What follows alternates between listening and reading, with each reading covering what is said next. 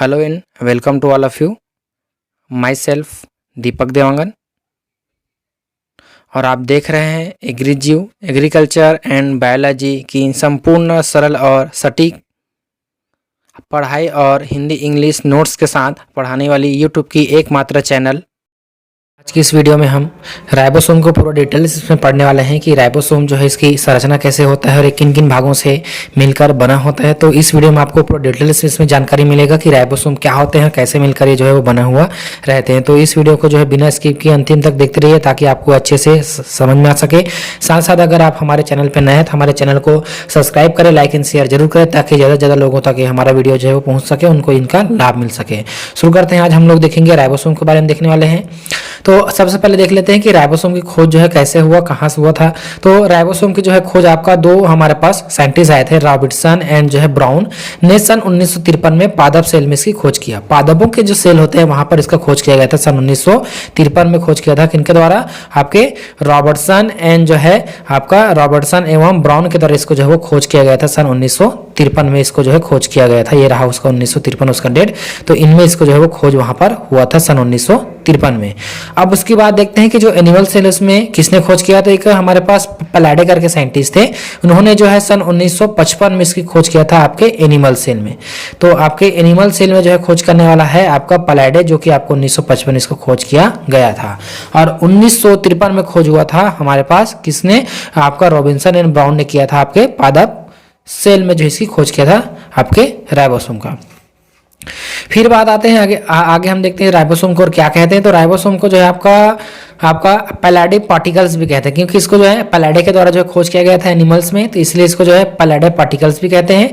और राइबोसोम जो है नेम आपका रॉबर्ट ने इसको जो है दिया था। ठीक है, राइबोसोम जो नेम जो इसने रॉबर्ट ने इसको जो रॉबर्ट ब्राउन ने इसको जो है वो दिया गया था, उनके द्वारा इनको दिया गए थे।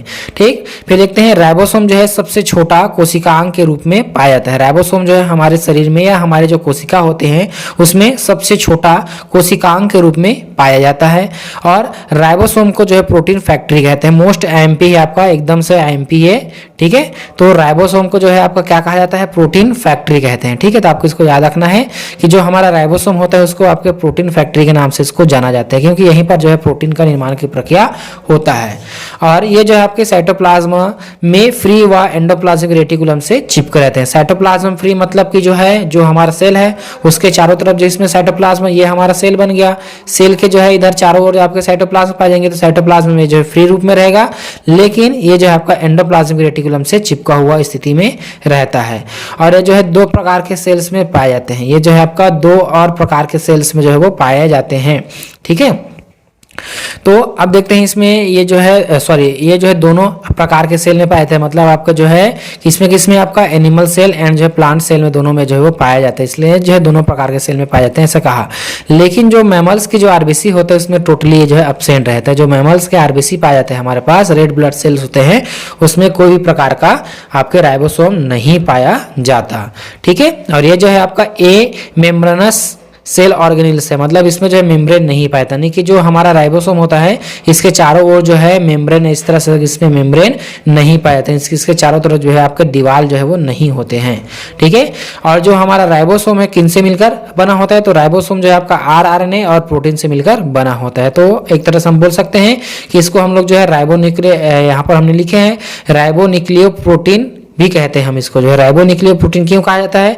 क्योंकि जो आपके आरएनए से और आपके प्रोटीन से मिलकर बना होता है, इसलिए इसको जो है राइबोन्यूक्लियो प्रोटीन भी इसमें कहते हैं। ठीक है, और इसी तरह से इसको राइबोन्यूक्लियन पार्टिकल्स भी हम यहाँ पर कह सकते हैं। ठीक है, अब देखते हैं इसकी साइज की। अगर हम इसमें बात करें इसका साइज जो है वो कितना होता है, तो इसकी साइज देखेंगे एनिमल सेल में इनका आकार जो है आपका 150 एंगस्ट्रॉम से जो है आपका 200 एंगस्ट्रॉम इसकी जो है वो आकृति होता है।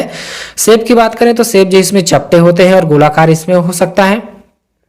फिर और इसमें बात करें तो ये जो है राइबोसोम राइबोसोम कुछ और कोशिकांग पर भी पाए जाते हैं, जैसे कि आपके पास माइटोकॉन्ड्रिया हो गया, तो माइटोकॉन्ड्रिया में भी ये जो है वो पाए जाते हैं। तो राइबोसोम आपको जो है माइटोकॉन्ड्रिया में भी प्रेजेंट रहता है, ठीक है। तो इसलिए हम इसको बोल सकते हैं कोशिकांग का कोशिकांग होता है।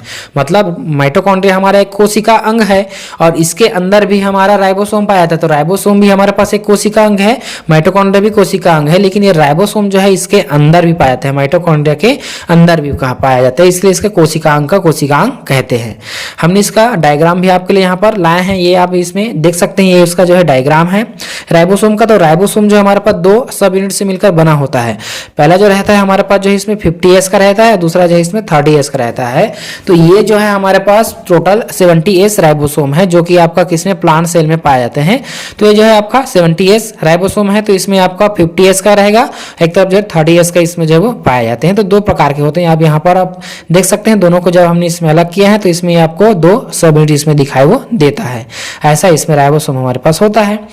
तो हमने इसमें लिखे हैं, यहाँ पर जो है आपको दिखाई दे रहा होगा, राइबोसोम को हमने डिवाइड कर दिया है। देखो राइबोसोम को हमने जो है डिवाइड किया है, राइबोसोम को जो है डिवाइड करने पर जो है सेडिमेंटेशन कोएफिशिएंट के द्वारा, सेडिमेंटेशन कोएफिशिएंट के द्वारा जो है इसको हमने जब बांटा तो एक हमको प्राप्त हुआ 70S और दूसरा हमको प्राप्त हुआ 80S राइबोसोम। तो दो प्रकार के राइबोसोम हमको देखने को यहाँ पर मिल रहा है। आपको देख सकते हैं, इसमें जूम कर देते हैं थोड़ा, तो इसमें आपको दिख रहा होगा एक तरफ 70S और एक तरफ जो है 80S। 70S जो है आपके प्रोकैरियोटिक जो सेल होते हैं उसमें पाए जाते हैं, साथ साथ इसके माइटोकॉन्ड्रिया एंड जो क्लोरोप्लास्ट में पाया जाता है।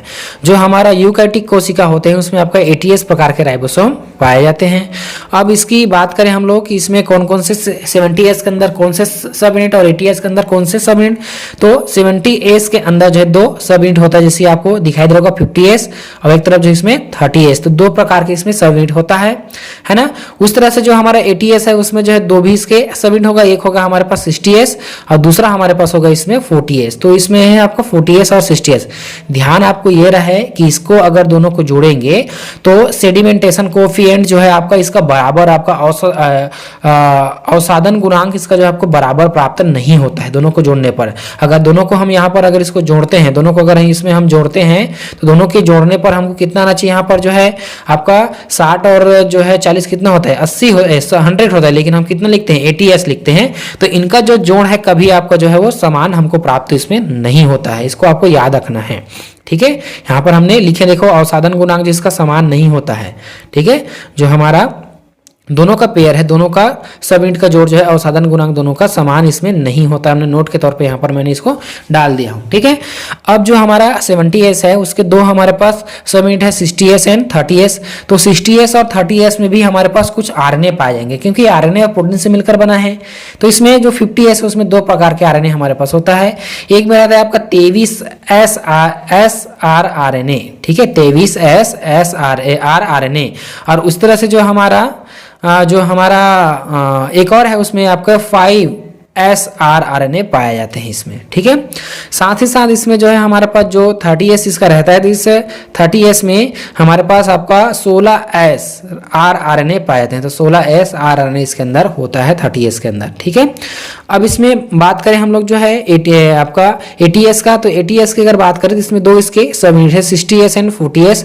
तो 60S है उसमें आपके तीन प्रकार के RNA पाए जाते हैं, है ना, RNA पाए जाते हैं, जो कि आपका पहला वाला होगा इसमें, ये पहला वाला हमने 28S RNA, है ना। दूसरा हमारे पास होता है आपका 5S RNA, तीसरा होता है हमारे पास जो है 5.8S RNA, ठीक है। और 40S में आपके पास केवल एक ही होगा, इसके अंदर आपके पाए जाते हैं आपका 18S RNA, यानी कि 18S RNA जो है इसमें पाया जाता है, ठीक है। यहाँ तक आपको समझ में आएगा होगा। अभी तो आगे इसका डायग्राम है ना, तो केवल मैंने केवल उसी का ही 70S का डायग्राम को आपके लिए शो किया था, बाकी को इसमें नहीं बनाए थे, ठीक है। तो अब इसमें हम लोग थोड़ा सा कुछ जो हमारा राइबोसोम है या जो हमारा राइबोसोम है उसमें जो दो सब यूनिट होते हैं उसमें क्या क्या चीज़ें पाए जाते हैं उसको हम यहाँ पर देख लेते हैं। ठीक है, तो ये हमारा राइबोसोम है। तो राइबोसोम में आप देख सकते हैं ये जो है बड़ा सब यूनिट है, ये जो है छोटा सब यूनिट है। तो बड़ा और छोटा सब यूनिट पाए जाते हैं। तो जो बड़ा वाला सब यूनिट है ये वाला इसको हम लोग ले लेते हैं किसी में 70s में ले लेते हैं, क्योंकि हम लोग इसको 70s में भी पढ़ रहे हैं। तो अगर आप चाहो तो इसको 80s में भी इसको ले सकते हैं, कोई दिक्कत नहीं है। तो अभी हम किसमें ले रहे हैं, आपका 70s में इसको ले रहे हैं। तो 70s के अंदर आपके पास इसमें जो है दो प्रकार के tRNA पाए जाते हैं। दो प्रकार के tRNA आपको यहाँ पर दिखाई दे रहा होगा। ये जो है पहला tRNA है और ये जो है आपके दूसरा tRNA है। तो ये वाला और ये आपके पास इसमें जो है वो दो tRNA होते हैं। और जो दो tRNA पाया जाता है उसमें जो पहला इधर वाला जो tRNA है उसको ऊपर एक साइड पाया जाता है, एक बाइंडिंग साइड पाया जाता है, उसको बोलते हैं पी साइड। ठीक है, पी साइड का मतलब इसमें फॉस्फेट ग्रुप जो है इसको बाइंडिंग करने वाला होगा, इसलिए इसको पी साइड कहते हैं। और एक जो tRNA हमारे पास पाए जाते हैं उसमें उसके ऊपर आपके ए साइड पाए जाते हैं। ए साइड मतलब जो अमाइनो एसिड होते हैं, नया वाला जो अमाइनो एसिड होगा जिससे प्रोटीन निर्माण की प्रक्रिया होगा उस जो है जोड़ने का काम इसमें करता है। अगर आप मेरे tRNA वाला स्ट्रक्चर अगर आपने नहीं देखे तो उसको जाकर देख सकते हैं, वहां पर आप मैंने क्लियर इसको समझाया कि उसमें कैसे होता है, तो आपको अच्छे से उसमें और समझ में आ जाएगा। तो ये हो गया हमारे पास इसमें पी साइड और ये हो गया उसका ए साइड। तो दो साइड हमको यहाँ पर जो है इसमें मिल गया। ठीक है, और ये जो है हमारे पास लार्ज सब यूनिट हमने लिखे हैं। देखो यहाँ पर जो है 50s का हमने लिखे हैं ना। 50s मतलब कि है एक तो आप 50s में ले लो या तो आप इसमें जो है 60s में ले सकते हैं, किसी भी इसको जो है वो ले सकते हैं, कोई दिक्कत नहीं इसमें, है ना। तो अब उसके बाद जो है इसके साथ देखो RNA मॉलिक्यूल्स, तो RNA मॉलिक्यूल्स इसके साथ अटैचमेंट रहेगा tRNA के साथ। ठीक है, अब नीचे की ओर जरा देखते हैं हम लोग जो है स्मॉल सब यूनिट को। हमने अभी देख लिया हमारे पास बड़ा सब यूनिट 50s का, ठीक है, या 60s के हमने देख लिए। अब उसके बाद हमको इसमें देखना है कि जो हमारा जो हमारा राइबोसोम उसके जो स्मॉल सब यूनिट है उसमें क्या पाया जाता है। तो आप यहाँ पर देख सकते हैं स्मॉल सब यूनिट, तो इसमें थोड़ा सा मिस्टेक हो गया है। स्मॉल सब यूनिट में इसमें यहाँ पर 60s लिख दिया गया है, तो ये 60s नहीं होगा। बुक में जो लिखा था उसको मैंने कैप्चर किया, इसलिए जो है मिस्टेक हो गया है। तो 60s नहीं है, एक तो होगा आपके पास क्या 40s होगा, एक तो आपके पास होगा 30s। तो इसको आपको जो है थोड़ा सा इसको सुधार लेना है, ये इसमें नहीं आएगा। इसके में आएंगे आपका एक तो 40s या तो इसमें आएगा आपके 30s। ठीक है, आपको इसको याद रखना है भाई। ये जो 60s हो गया थोड़ा सा मिस्टेकन है, मिस्टेक हो गया, प्रिंट मिस्टेक है बुक का।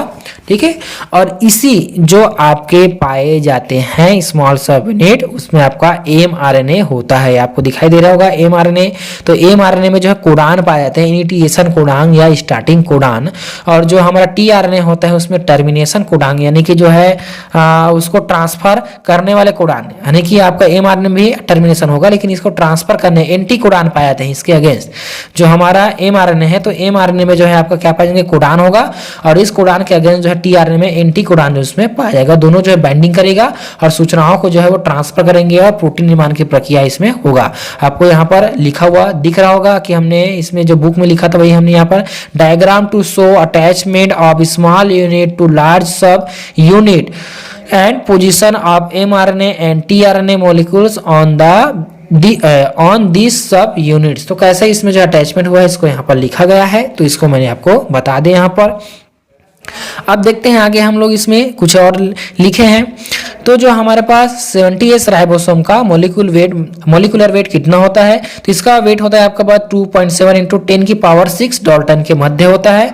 और 80s जो राइबोसोम है उसका मोलिकुलर वेट जो है आपका 4.7 × 10⁶ डाल्टन के मध्य इसका जो है वो होता है। ठीक है, अब इसकी बात करें हम लोग केमिकल कंपोजिशन, तो केमिकल कंपोजिशन में जो 70s राइबोसोम है उसमें 60% आपके RNA होता है, 40% आपके प्रोटीन होते हैं, क्योंकि ये RNA और प्रोटीन से मिलकर ये बना हुआ होता है। इसलिए इसमें जो है आपका 60% आपके RNA होगा और 40% आपका जो है इसमें क्या पाए जाएंगे, इसमें आपका प्रोटीन होगा। किसमें 70s में।